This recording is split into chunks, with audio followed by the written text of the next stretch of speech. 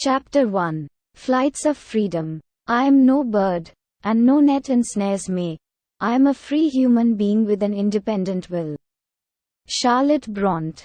About the unit, there is an increasing realization and recognition that empowering women is an urgent need of the hour. In most countries, including India, social reformers and leaders have been doing a lot towards empowering women. Still, we have miles to go. This unit tells us how education, determination and courage help women break the shackles of socio-cultural taboos. The unit comprises a speech, The 3 L's of Empowerment by Christine Lagarde, the first woman finance minister of France, a poem Any Woman by Catherine Tynan, a story Matchbox by Ashapurna Debi, and an anecdote Horgallu by Sudha Murty.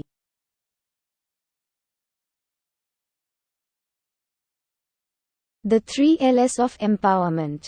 Christine Lagarde. Good afternoon. It is great to be among friends and kindred spirits. The 21st century poses many challenges that require new ways of thinking.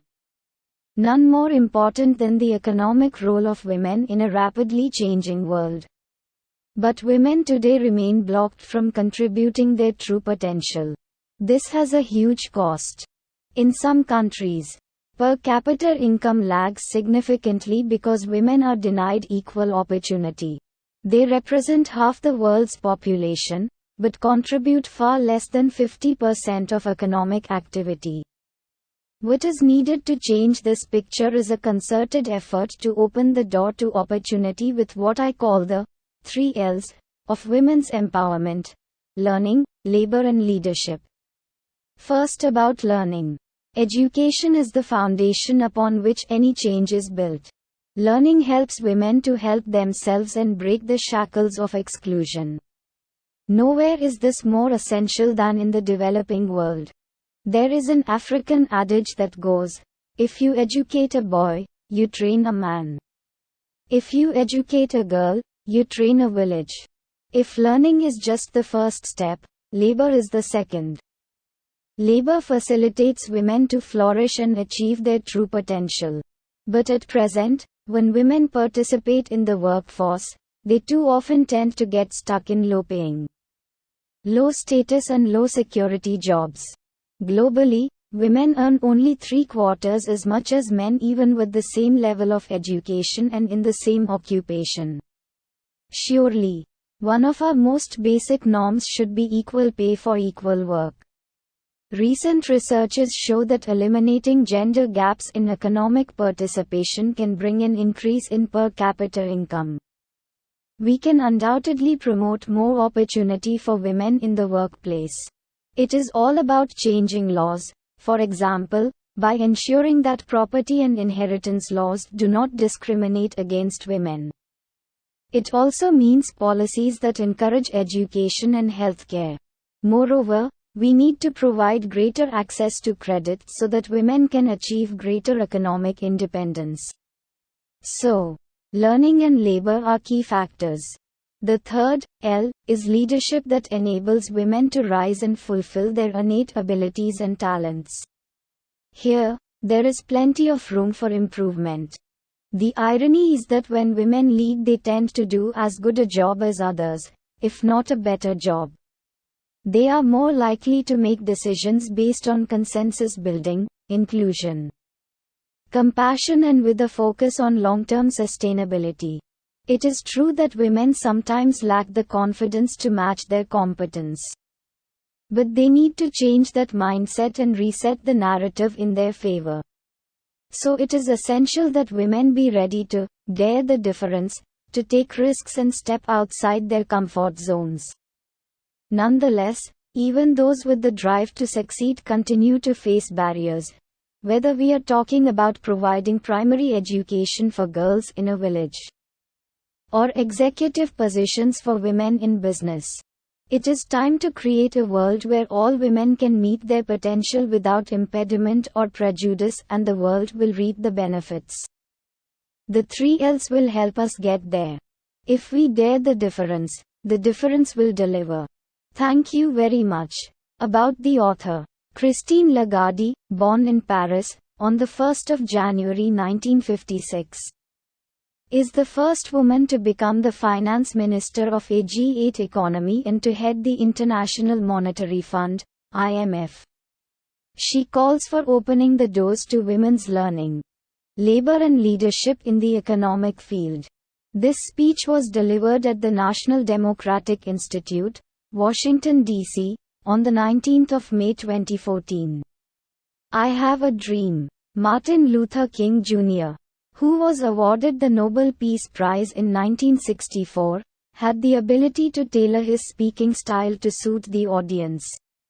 I Have a Dream is a speech delivered by Martin Luther King Jr. on the 28th of August 1963.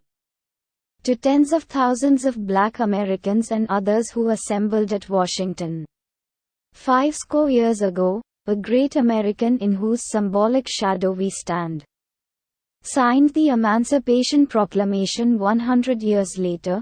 The life of the Negro is still sadly crippled by the manacles of segregation and the chains of discrimination. 100 years later, the Negro lives on a lonely island of poverty in the midst of the vast ocean of material prosperity. We have come here today to dramatize an appalling condition. We have come to this hallowed spot to remind America of the fierce urgency of now. Now is the time to make real the promises of democracy. Now is the time to rise from the dark and desolate valley of segregation to the sunlit path of racial justice. I have a dream today. I have a dream that one day every valley shall be exalted, and every hill and mountain shall be made low, the rough places will be made plain, and the crooked places will be made straight. And the glory of the Lord shall be revealed, and all flesh shall see it together. This is our hope, and this is the faith that I go back to the South with. Friends, Romans. The oration of Mark Antony in Shakespeare's Julius Caesar is an oft-quoted declamation. It is a typical example of a persuasive speech that sparked a conflagration for change in the minds of the audience. I come to bury Caesar, not to praise him. The evil that men do lives after them. He was my friend, faithful and just to me, but Brutus says he was ambitious, and Brutus is an honorable man. When that the poor have cried, Caesar hath wept. Ambition should be made of sterner stuff. You all did see that on the Lupercal I thrice presented him a kingly crown, which he did thrice refuse. Was this ambition? Yet, Brutus says he was ambitious, and, sure, he is an honorable man.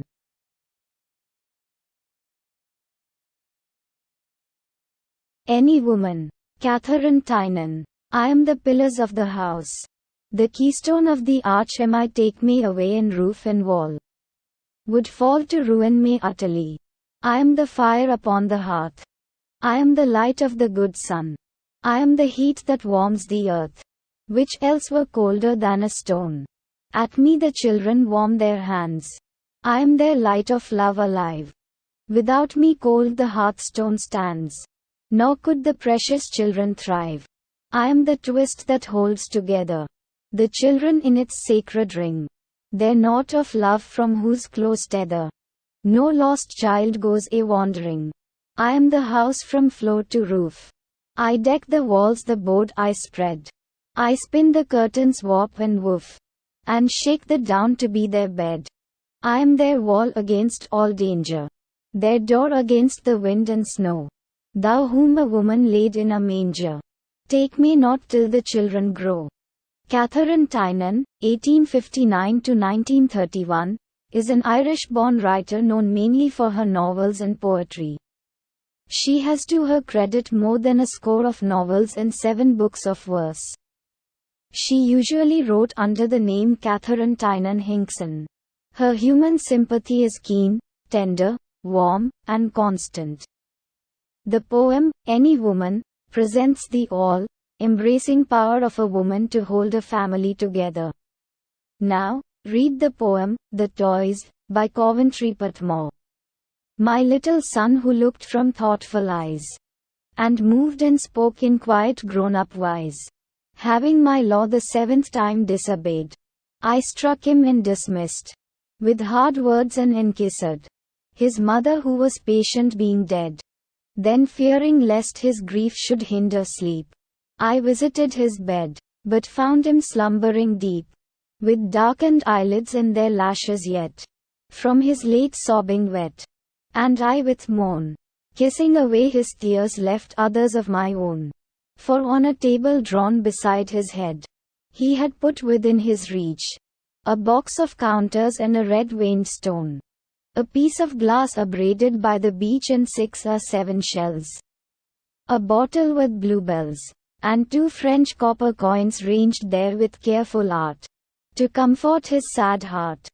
So when that night I prayed to God, I wept and said, Ah, when at last we lie with tranced breath, not vexing thee in death, and thou rememberest of what toys we made our joys, how weakly understood thy great commanded good, then fatherly not less than I whom thou hast moulded from the clay, leave thy wrath and say, I will be sorry for their childishness. Matchbox. I always compare women to matchboxes. Why? Because of the way matchboxes are. Even though they have enough gunpowder to set 100 lankas aflame, they sit around meek and innocent. In the kitchen, in the pantry, in the bedroom, here, there, anywhere women, too, are exactly the same. You want an example? Then, look carefully at that enormous 3-story house in front of us Sunday morning. The washerman has come and is waiting.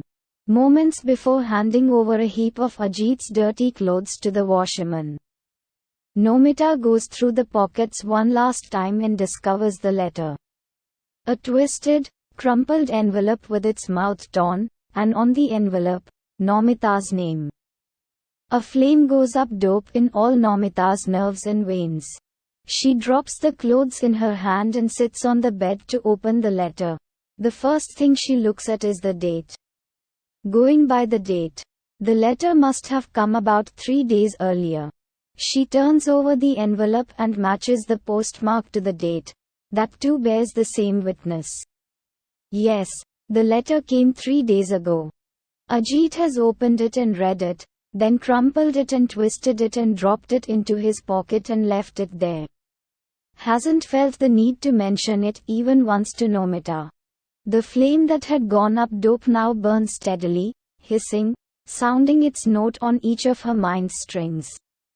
Because this incident is not a casual oversight, it's deliberate. Ajit's nature is exactly like that.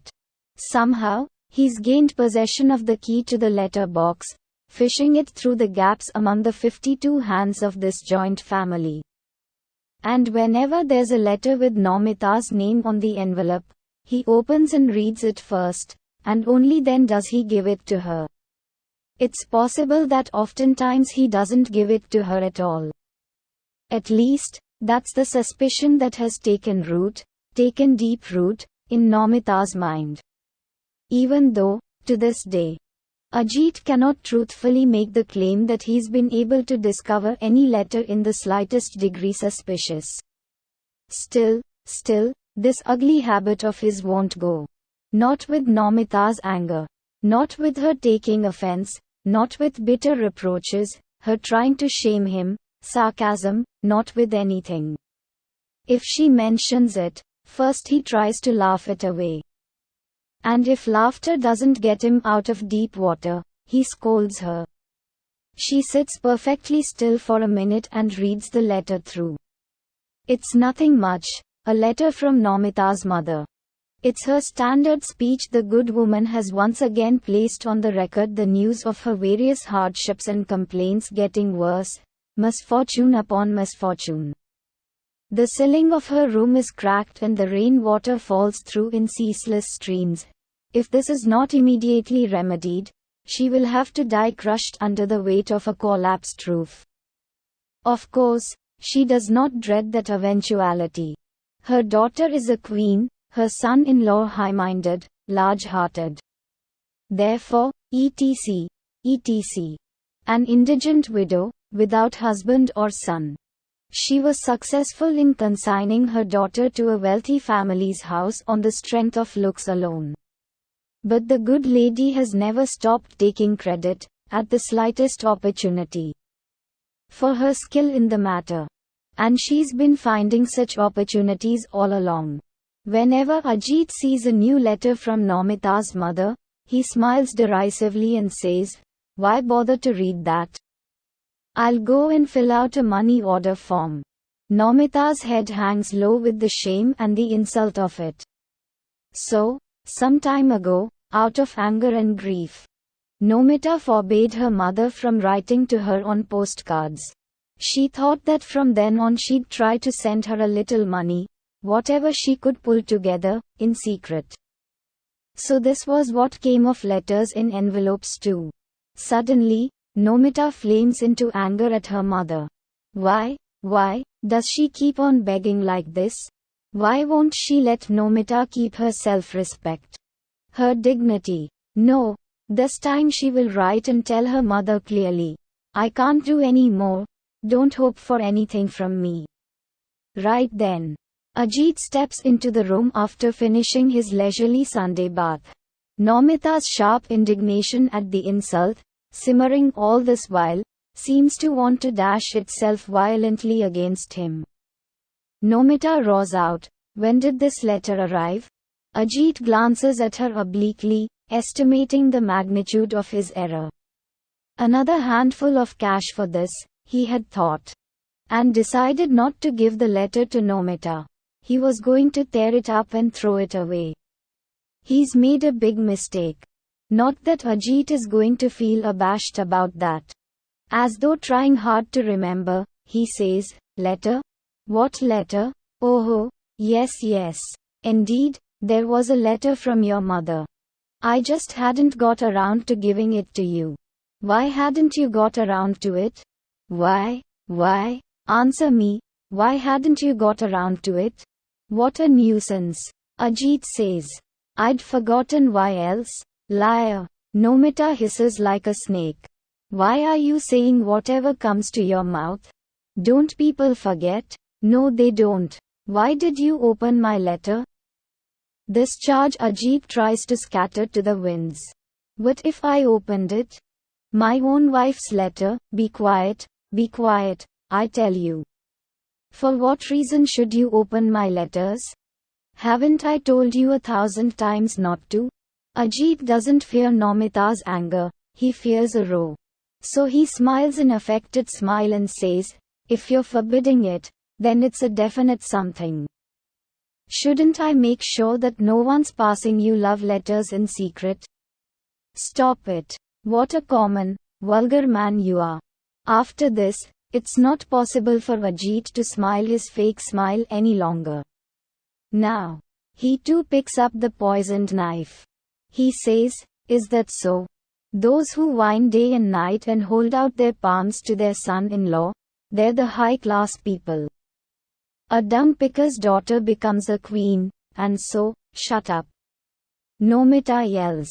"Their room's on the 3rd floor, that's a blessing. Otherwise, with that scream, everyone would have come to look." "Shut up," Ajit roars out. "What shut up? I'll do what I want, what I please." "What will you do? Can you do anything?" I can't do anything."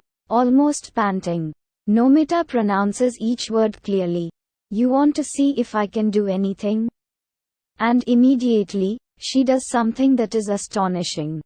She grabs Ajit's matchbox that's lying near his cigarettes on the table, and FSSH. She lights a matchstick and touches it to her sari. Instantly it flares up. The very fine ankle of a wealthy wife's sari. The very next instant, "Ajit, have you gone mad?" he says. And jumps to her side and grabs the burning patch and slaps it between his hands and puts out the fire. And to tell the truth, now he's a little afraid. He looks fearfully at Nomita's face. Sees a fire burning there, bright, blazing red. He doesn't have the courage to put out that fire by slapping it between his hands, so he tries to pour water on it. With great difficulty, he attempts to speak normally. You lose all common sense when you get angry, don't you? A woman, and such anger. Oof. Who knows what Nomita would have said next, but right then, her niece Rini steps into the room. Immediately, she says, piercingly, "So, Kurima, how much longer does the washerman have to wait? If you don't want to give him any of your clothes, at least tell him that." For a second or two, Nomita is still, perhaps recalling the washerman's face, waiting for her downstairs. Then she picks up the dirty clothes and starts sorting them. She says in a calm tone, "Go tell him I'm coming. I'm bringing the clothes." Nomita speaks her mind, so no one attacks her outright. To her face, they only pinch her with sharp words. Her second sister-in-law is almost exhausted with work this morning, and, seeing her, she puts a twisted smile on her sweat-streaked face and says, "Well, that's something, at least. You finally decided to come down from upstairs. Baba, there's no good or bad time for you. You find the smallest excuse to go into your room and get cozy with your husband. Does the love talk never get old?" Nomita looks around once, to get a sense of the atmosphere. Sees the hurly-burly of the morning, sees the forest of people on either side. Her voice must not tremble. So she too smiles a small smile and says in an extremely soft voice, "Oh, it's nothing like that. You should come and peek in sometime. Our talk is all angry talk. Do you know?" Mejong wife laughs hoo-hoo and says, "Stop it. No wife, don't cover up the forbidden fish with your pious spinach. We haven't been raised on donkey grass.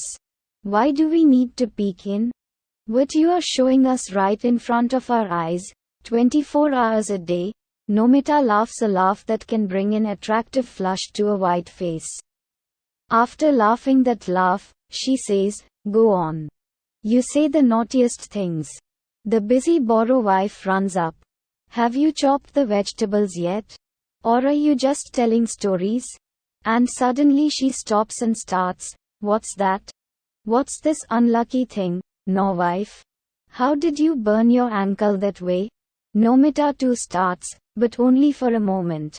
The next instant, she folds the ankle back quickly and says, laughing, "Oh, don't remind me. It's exactly what you keep warning me about. I didn't listen, and see what happened. I used my ankle to lift a hot pot of water off the stove and that did it." Nomita pulls the basket of potatoes towards herself and sits down to peel potatoes. And in her mind she keeps thinking about how she might be able, secretly, to send her mother a few rupees. She can't really write to her. "I can't do any more. Don't hope for anything from me. Over there, the entire village knows Nomita is a queen. Nomita's husband is high-minded, large-hearted. This is precisely why I compare women to matchboxes. Even when they have the materials within themselves to set off many raging fires, they never flare up and burn away the mask of men's high-mindedness, their large-heartedness. They don't burn away their own colorful shells. They won't burn them. The men know this too. That's why they leave them scattered so carelessly in the kitchen, in the pantry, in the bedroom, here, there, anywhere. Quite without fear, they put them in their pockets." Translated from Bengali by Prasenjit Gupta. About the author. Is a prominent Bengali novelist and poet, widely honored with a number of prizes and awards. She was awarded the Jnanpith Award and the Padma Shri by the Government of India in 1976, and the degree of D.Litt by the Universities of Jabalpur, Rabindra Bharati, Burdwan and Jadavpur. For her contribution as a novelist and short story writer, the Sahitya Akademi conferred its highest honor, the fellowship in 1994. This short story is translated from Bengali by Prasenjit Gupta, a translator and writer. The Temple Tiger and More Man-Eaters of Kumaon. Jim Corbett. This is the last of Jim Corbett's books on his unique and thrilling hunting experiences in the Indian Himalayas. Corbett writes with an acute awareness of all jungle sights and sounds, his words charged with a great love of the human beings that lay within his hunting terrain. Together with the modesty, calm and precision of this prose, these qualities make these stories very much a part of the classic Corbett corpus. Jungle love is not a science that can be learnt from textbooks. It can, however, be absorbed, a little at a time, and the absorption process can go on indefinitely, for the book of nature has no beginning as it has no end. Jim Corbett. Other books by Jim Corbett. Man-Eaters of Kumaon. The Man-Eating Leopard of Rudraprayag. My India. Jungle Law. Horgallu. Hot summer days remind me of my childhood in a little village. There was a large banyan tree right in the middle of the village, and I would spend many hours playing under it during my holidays. The tree was like a massive umbrella with its branches providing much needed shade and succor. Travelers spent some time sitting under it and catching their breath before going on their way. To make them comfortable, there was a horgallu under the tree. Horgallu literally means a stone that can bear weight. It was a large flat stone placed horizontally over two vertical ones, thus making a stone bench on which anyone could sit and rest a while, chat with a fellow traveler and exchange news of the road. Cool water would be kept in earthen pots near the bench and people could quench their thirst before starting their journeys again. I am sure similar simple arrangements can be found in villages all over the country. The horgallu in our village holds special memories for me as it is inextricably linked with my grandfather. He was a retired schoolteacher and would spend hours every day, sitting under the banyan tree and talking to those resting there. When I would get tired of playing, I would sit next to him and observe the people he was speaking to and listen to their conversations. Most of them were villagers taking a break from their work in the fields nearby. They had to walk long distances each day, carrying heavy burdens on their heads. Tired out by the heat, they would drink the cool water, wash their faces with it and chat with grandfather. Their conversation would be about their daily lives and worries. Masterji, this summer has been so hot. I have never seen such dry weather. Or, Masterji, it is getting difficult for me to carry these large loads on my head. Thank God for this horgallu.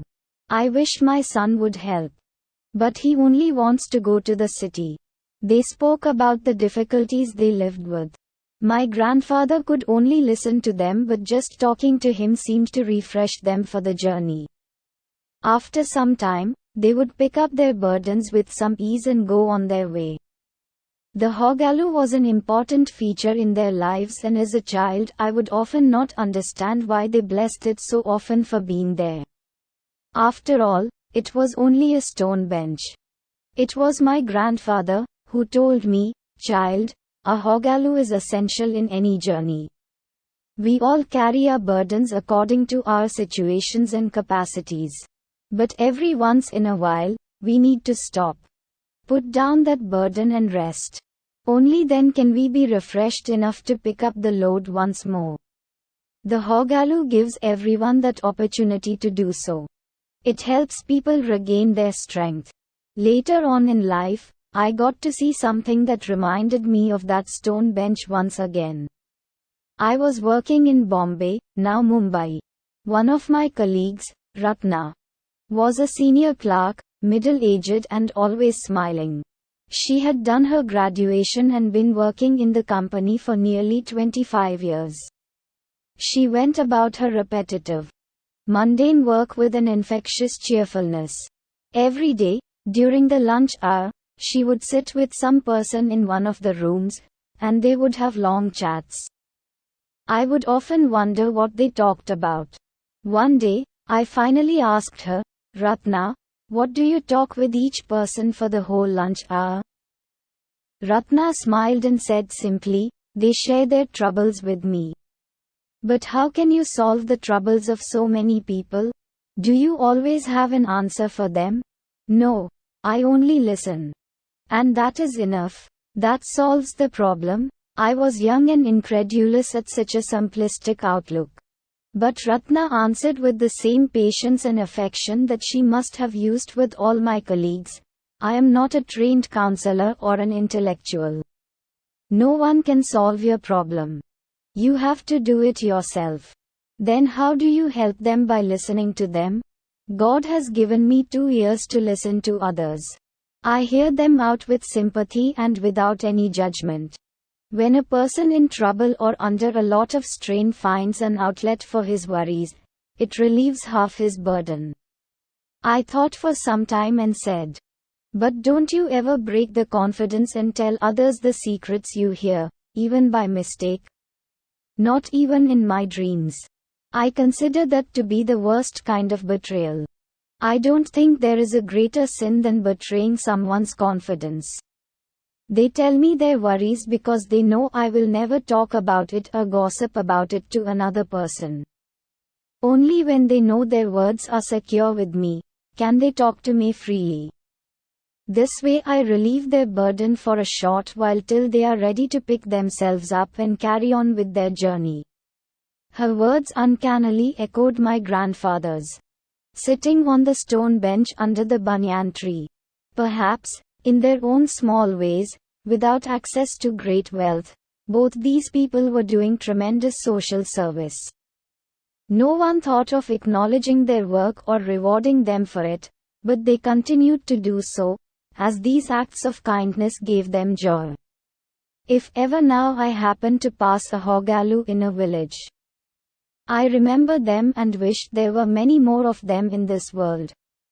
Gone with the Wind. One of the classic films that define American cinema. Gone with the Wind is the rare example of a collaboration involving hundreds of talents that turned out great. For millions of people, Gone with the Wind have helped to define the myth and reality of the country's most tragic period of history, the Civil War and Reconstruction. The popularity about Margaret Mitchell's best-selling novel allowed the filmmaker to be confident of its success. Of course, requisite attention to costumes and sets was paid. The film's visual effects, especially the burning of Atlanta, are indeed effective and memorable. Gone with the Wind deserves the label epic. It presents enough detail to be a facsimile on reality. Significant learning outcomes. The learners will be able to analyze the concept of women's empowerment and understand the power of education as a tool for their liberation. Uphold the importance of freedom. Recognize the rights and privileges of women and fight for their equality in status with men. Appreciate literature. Identify the space of women in the Indian socio-cultural scenario. Realize the role of an ideal listener and develop an empathetic attitude towards women's issues. Prepare and deliver persuasive speeches. Participate actively in panel discussions. Present ideas systematically in panel discussions. Discuss the pros and cons of an issue. Become conversant with blurbs and attempt writing blurbs. Compare poems and review pieces of prose. Identify adjectives and substitute them effectively. Familiarize themselves with various degrees of comparison and use them appropriately. Browse the internet for additional information. Organize exhibitions, film festivals and present reports on them. Edit the errors in a given passage. Thank you.